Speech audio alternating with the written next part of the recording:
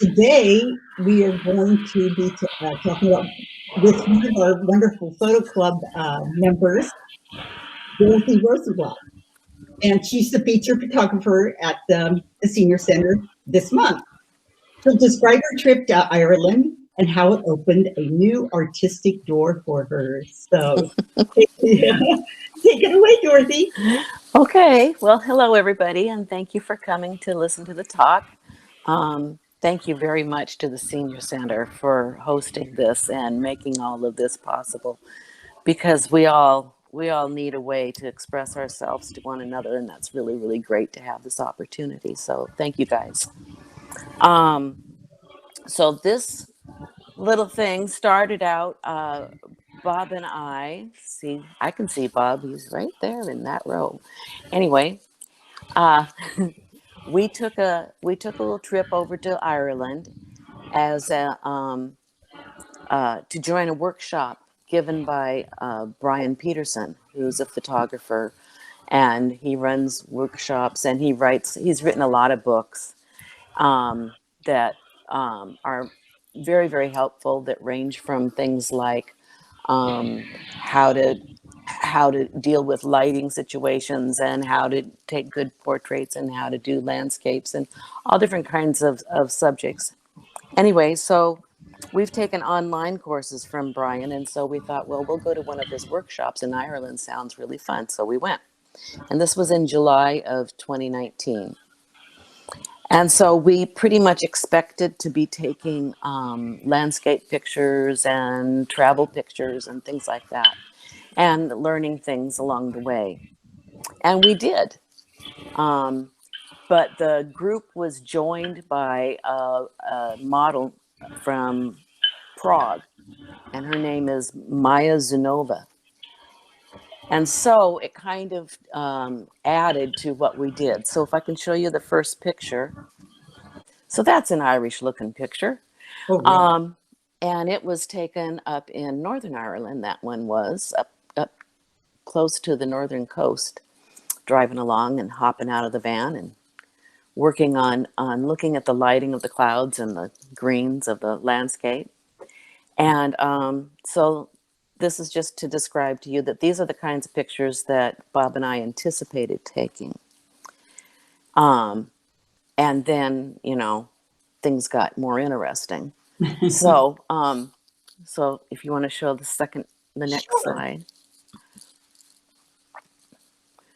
there's another Ireland type picture with the Celtic cross. So while we were there, our workshop was joined by Maya, and Maya is a, a really great model who has worked with Brian many times before. They have a real good working relationship. So she came along and did some modeling for us along the way, but she also was taking the class as a student too, because Maya is also an accomplished photographer. So if we can have the next slide, I'll show you Maya. Oh, There's Maya. that is so beautiful. The lighting on that is just gorgeous. Isn't that pretty? Oh, That was taken bright and early on a sunny morning in Dublin, and so this represents like I feel like I went through 3 stages of learning in working with Maya for a week of her time. And this kind of represents my first stage of learning. And that's sort of the what you see is what you get. Oh my goodness, seize the moment, shoot, shoot, shoot. hmm. Anyway, so this is the shoot, shoot, shoot stage of, oh, look, look.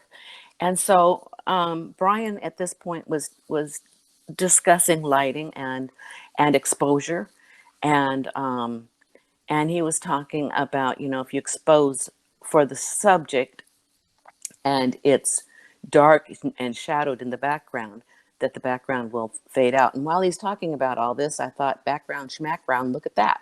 And so I took a picture of Maya. Um, so anyway, so these first few pictures are like the kind of pictures you take when you're just like, oh, look, Uh-huh. and kind of along for the ride at first. So the next picture is just another picture of Maya, and she's posing. And this was in Belfast the next day. And in taking this, I was struck a little bit with how just a little change in expression, a little change in hair, and how much how transformative that can be, because it has a whole different look. And then the next picture. That's this one, with the green in the background, it would be like an album cover of Irish Eyes Are Smiling or something. Yeah, you would never know that she's from Prague, would you? You'd think she was she looks just like an Irish lass. Yeah, she Anyway, yes, and people commented on that all the time. Yes. But there you go, is a whole nother look. Mm-hmm. This almost looks to me like a different person. And that's the versatility of Maya, and also probably any really good model can give you a completely different mood and a completely different look.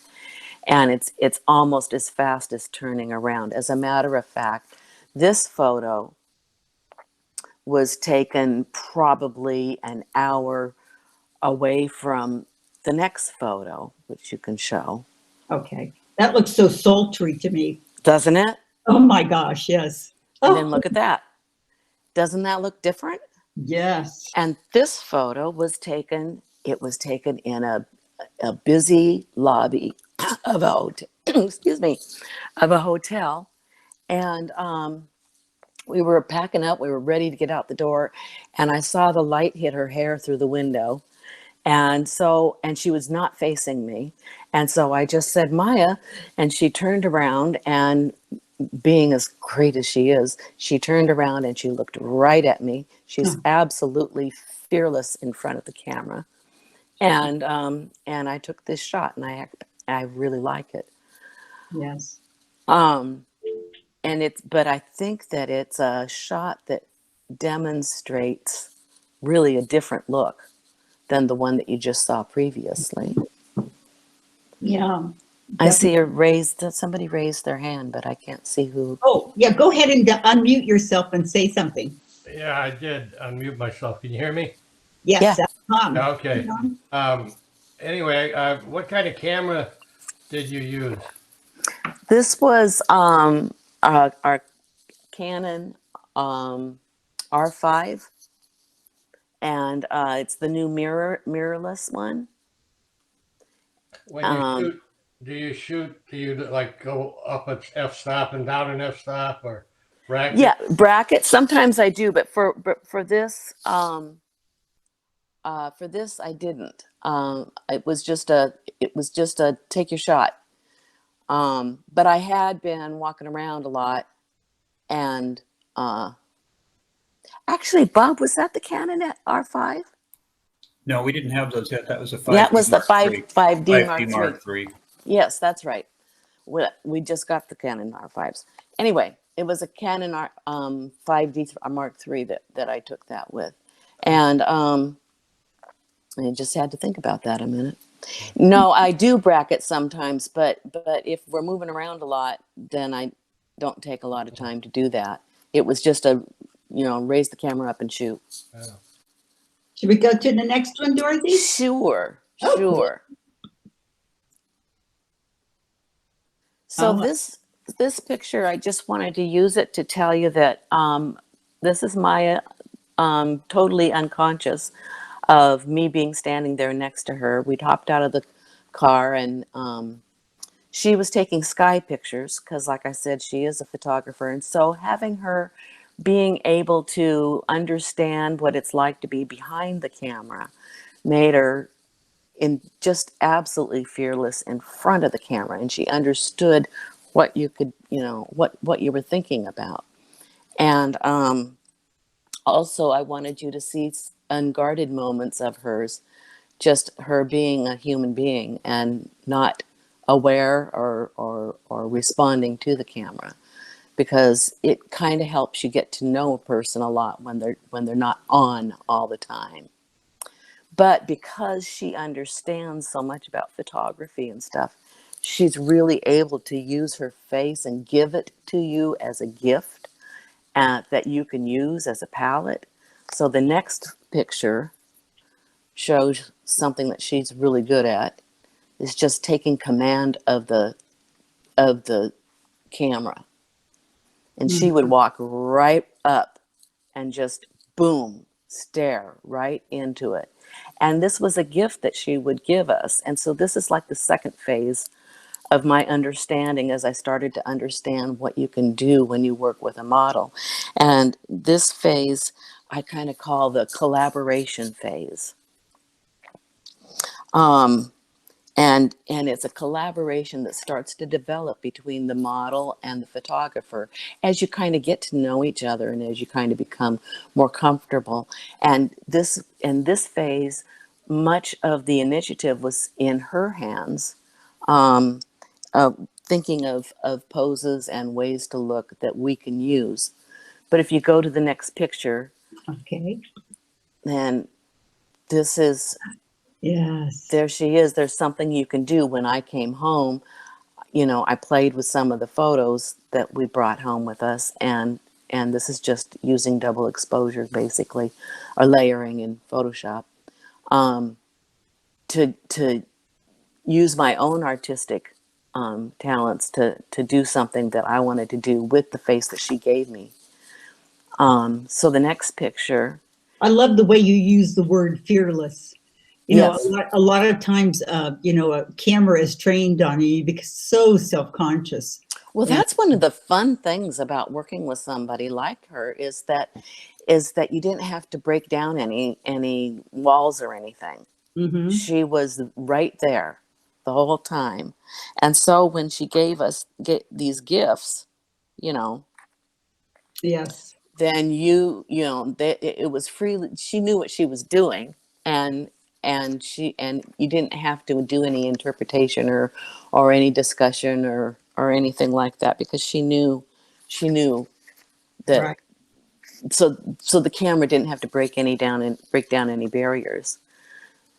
So the next picture shows that, you know, for example, then when you come home, you can work on these things Mm-hmm. and make your own art. So if you go on and click, Okay. Oh, yes. you know, so, you know, whatever you see as what you want to do with her, what she gives you. So this is my, you know, basic second phase is learning to appreciate and use the use of her face and sometimes her body as a palette. So if you want to go to the next one.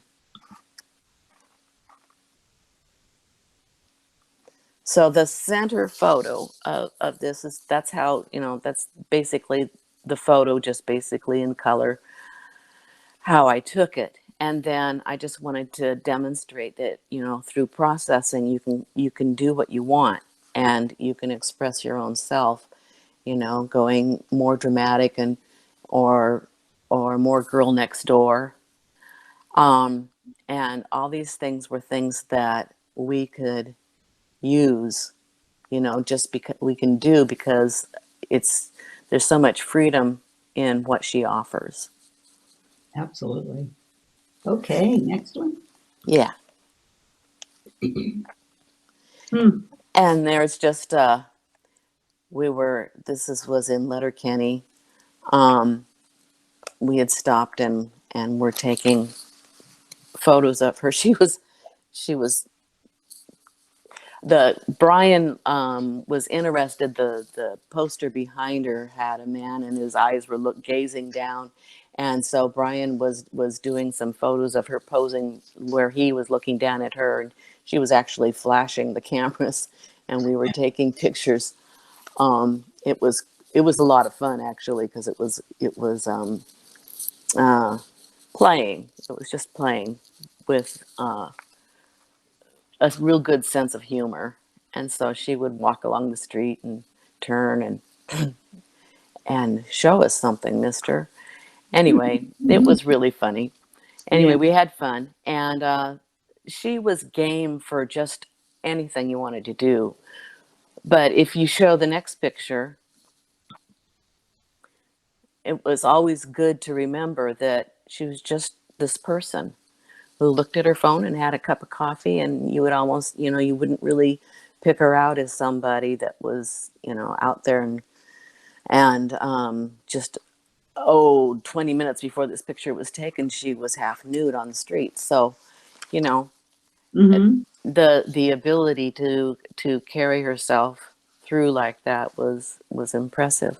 So as we moved along and worked with her more, the third thing that I learned and started to develop in my own self was the ability to deliberately place a model where you wanted her, the way you wanted her, for the story that you want to tell. So the next picture is kind of an example of that. Yes. If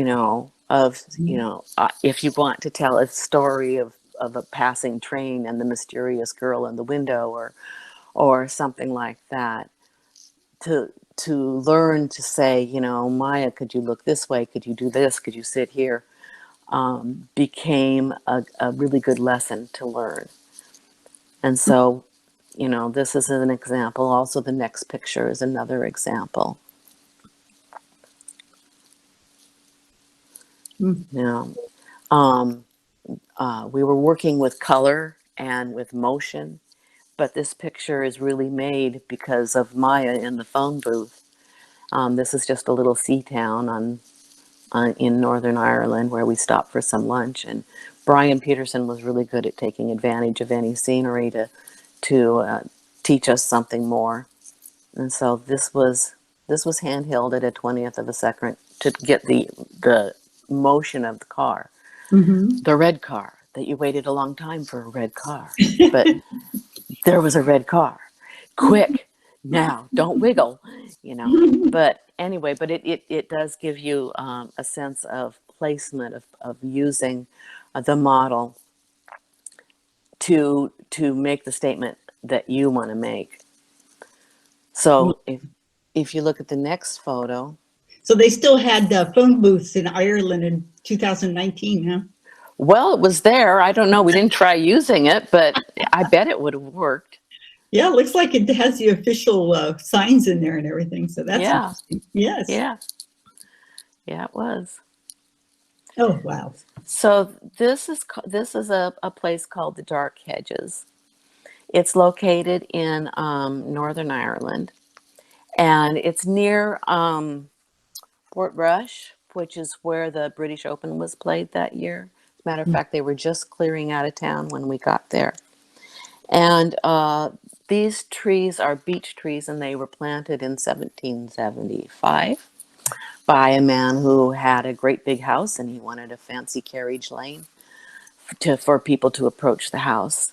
And this lane was photographed and filmed in the Game of Thrones series. Yeah. And it was called the King's Highway. Mm. And it's a beautiful, beautiful setting. There's a legend that says there's the gray lady that haunts it and shows up at night.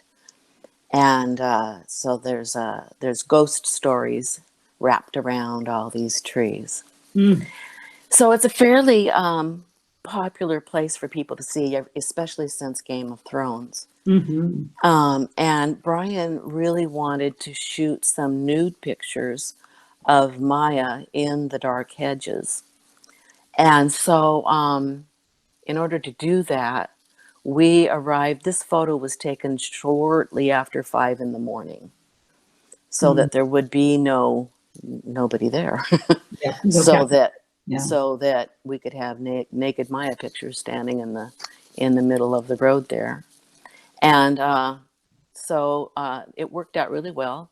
Maya posed for us there naked, but she also posed there in a gown too. So the next picture. She could have been the gray lady, the gray That's ghost. right. Yes. She could have been. Yes. So there's Maya in the dark hedges. Mm. And we were there, probably for, maybe an hour. So, no, more than that, because it was just after 6 in the morning that another couple of people came, and they were Japanese, and she was dressed up in full geisha gown with her face painted and these marvelous, marvelous clothes. But they were too late because we were all 6 in the morning was too late to try to do something like that because we were already there. But we had to be there early so that Maya could get naked.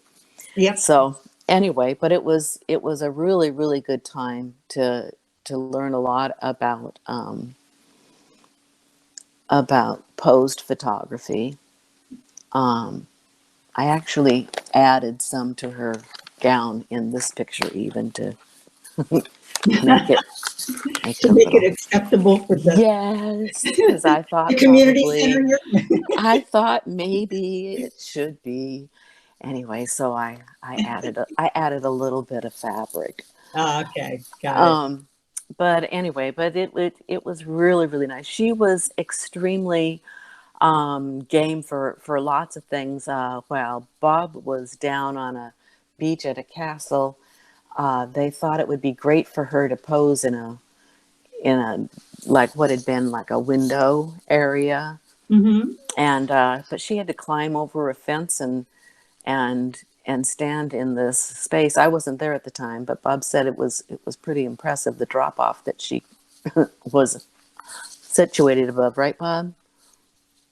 Yeah, I didn't, from my standpoint, I didn't realize that where she had to go, how much risk. I just said, hey, that'd be cool if you were there. I didn't realize. And she says, okay, I'll do it. And I didn't realize I was putting her life in jeopardy. Well, geez, Yes, life but of a model, huh? so Yeah. now whenever Bob and I are out and we're taking pictures of different places and scenery, we go, this would be a lot better with a naked Maya.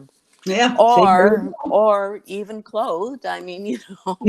So anyway, so there was it actually does give you a whole different way of looking at things when you think about, oh, well, what if we put somebody in there? So the Right. next picture. So I just wanted to wrap up by saying that the three things, that are considerations that I think about now that have been germinating and I've been sitting with for a while are there's different ways of looking, whether it be posed and you just have a seize the moment, grab that camera and shoot, shoot, shoot. That would be something like this. Or the next one, where you have a real collaboration and you let the model herself, kind of take it away and offer herself as a subject. This picture was taken in the courtyard of a gay bar in Belfast, and I don't know where she found the hat. It was just sitting someplace, and there were umbrellas over the top and stuff, and so she just picked it up and started working the scene herself. And we could lay down on the ground and shoot up or whatever. But this bar was a really, really wonderful place. He's the guy that owned it, saw us working out in the street, and he invited us in. And he said, "Would you like another area to shoot?" And the walls of this courtyard were covered with drawings and paintings done by local artists Hmm. that during the time of troubles there were a lot of posters being drawn and things that were very, very political. And then during the peacetime, these people who had developed such an eye for art were invited by this business owner to decorate the inside of his courtyard with all of their artwork and their paintings and stuff. And it was pieces of Irish history or just fanciful things, but it was a really great backdrop. And in this environment, this is where Maya was Right. was picking up the moment and saying, look, look, look, shoot, shoot, shoot. So we Right. did. What a Or great experience. Oh, yeah, and then my last photo is this one. Oh no, this is my next to last photo. It just demonstrates where, you know, you can take somebody who knows what she's doing, but you can know what you're doing too, and you can place her someplace and say, look, you know, we want to talk about color, and we want to talk about your color palette here. Lean over here. Come over here. Mm-hmm. And let's make something with these colors, because what can you do with those colors? But then you have Maya, and suddenly you have a photo and you have art. Yes. And then I will finish with my last photo, which is one of my favorites, and that's just a portrait of Maya out on the street. Very nice. Oh, what a great subject. Well, I feel like, you know, if you can find somebody to spend a week with who is utterly fearless in front of a camera, and it's somebody who's self-aware without being self-conscious, Mm-hmm. then you know, go, you know, take advantage of it, and shoot as much as you can, because you're going to learn so much. So that's what I think.